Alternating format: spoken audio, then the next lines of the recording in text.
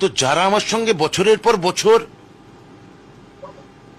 দেওয়াল লিখন করলো, যারা বছরের পর বছর মিছিলে হাঁটলো, যারা বছরের পর বছর আমার সঙ্গে খালি দিদির মুখের দিকে তাকিয়ে দিদির ছবি নিয়ে যারা বাড়ি বাড়ি গিয়ে বললো যে অমুক এমএলএ ব্রাত্য বসুকে ভোট দিন, জোড়াফুল চিহ্নে ভোট দিন, তা চাকরি তো আমি তাদেরই দেবো, আমার কোটার চাকরি। সে চাকরি আমি কাকে দেব? তাহলে সেই চাকরি আমি দিয়েছি এবং আমি বলছি আবার দেব, আমার পার্টির ছেলেকেই দেবো, আমার ন্যায্য কোটার চাকরি আমার দলের ছেলেদের দেবো। কার কি বলার আছে? আমার আইনি চাকরি আমি কাকে দেবো বা না দেবো? আপনার মতো শিক্ষামন্ত্রীর পিছনে চেয়ারে একটা লাথ মেরে ফেলে দেওয়া উচিত ছিল আরো আগে। বাংলার মানুষ 2026-এ পরে দিয়েছে।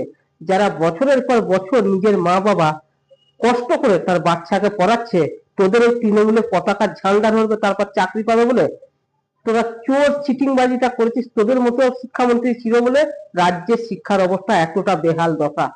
এই শিক্ষামন্ত্রীর পিছনে লাথ মেরে আগেই চেয়ারটা ফেলে দেওয়া উচিত ছিল বাংলার জনতার, যা 2026-এর পর দিল। আর এই সমস্ত জিনিসগুলো মমতা ব্যানার্জি দেখার পরও একটার পর একটা সাপোর্ট করে গেছে। নিজে হাতে তৈরি করা দলটাকে নিজে নষ্ট করলো।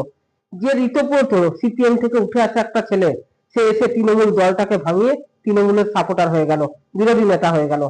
আর মমতা ব্যানার্জি নিজের ভাইপোকে কন্ট্রোল করতে পারেনি, নিজের দলের নেতা নেত্রীদেরকে কন্ট্রোল করতে পারেনি, আজকে দলটার এই অবস্থা। মমতা ব্যানার্জি একটা সময় বিরোধী নেত্রী এবং সততার প্রতীক ছিল।